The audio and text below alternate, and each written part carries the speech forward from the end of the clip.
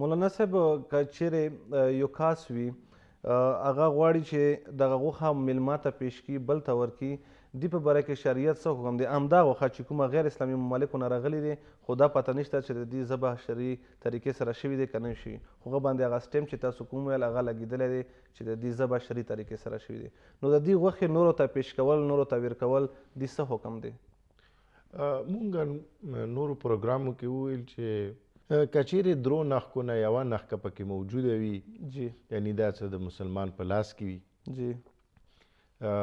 د مسلمان په بازار کې مسلمانانو په بازار کې او درېیمه ده چې مسلمانوي شهرو کې بالکل مسلمانو شهرو کې هغه ډوډۍ تیاره شوي وي جی نو په هغه صورت کې حکم به کېږي چې دغه شرعي طریقې سره ذبح شوي صحیح نو اوس هم که هغه نښې په دې کې موجودې وي هغه درې نښې چې کومې دي درو نښونه یوه نښه موجوده وي موجوده وي یعنی دغه چې زه چې دغه غوښه یو میلمه ته کېږدم ما دغه غوښه په اسلامي بازار کې اخیستې ده جی او اسلامي بازار کې چې کله ما اخیستې ده احتمال ورکوم چې دغو کسانو دی ذبح کړې وي صحیح دا یوه نښه وي شرعي طریقې سره یې ذبح کړي وي او دویمه دا چې ما مسلمان لاس نه اخیستې وي بالکل یعنی او هغه مسلمان په باره کې یا هغه مسلمان نه کم مخکې هغه نه سټ ته کم نور مسلمانانو لاس ته راغلي وه هغوی په باره کې احتمال ورکوم چې دې کې یو کس د دې شرعي طریقې سره ذبح ته رسېدلی وي او ذبح شوي وي او درېیمه کومه نښه هغه ده چې دې په باره کې خو ممکنه نه ده درېیمه نښه اسلامي ممالکو کې جوړه شوي ځکه چې دغه خو ورباندې لیکلي دي چې غیر اسلامي ممالک نه راغلي بس دغه دوې نښې ممکنې دي که دغو دوو نښو پکې موجود وي او احتمال ورکوم چې اسلامي طریقې سره ذبح شوی وي نو د دې میلمه ته یا بل چاته کښلله او وړاندې کوله تقدیم کوله هیڅ قسم سره شرعي لحاظ سره مشکل نه لري صحیح او که چیرې دا شان سره نه وي جی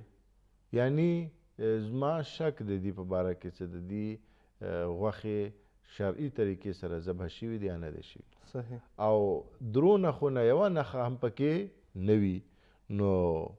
دې صورت کې دی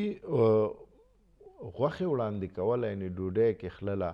چې پخی کې او یو مسلمان ته مخکې کې دغه حرامه دی حرام دی ځکه چې یو شی که چیرې حرام وي د هغه خوړله حرامه وي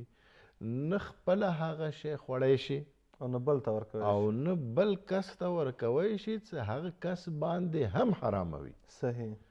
نو چونکې دغه ځای کې هغه لپاره هم حرامه دی ځکه چې هغه کس ته هم داسې څه یقین نشته دی د دې ذبح شولې باندې صحیح او دغو درو نښو کې یوه نښه هم هغه ته نشته دی نه هغه په نږدې یعنی کم کس چې غواړي دغه ډوډۍ وخوري هغه غوښه وخوري هغه په نږدې هم دغه یوه نښه هم د ذبح شولې موجوده نه دی او تا په نږدې هم پکې یوه نښه موجوده نه دی بس هغه باندې حرامه دی خوړله صحیح او کم یو شی چې حرام وي هغه حرام لپاره تسبیب شوله هغه هر انسان باندې حرامه دی یعنی که تا ته یقین دی چې هغه کس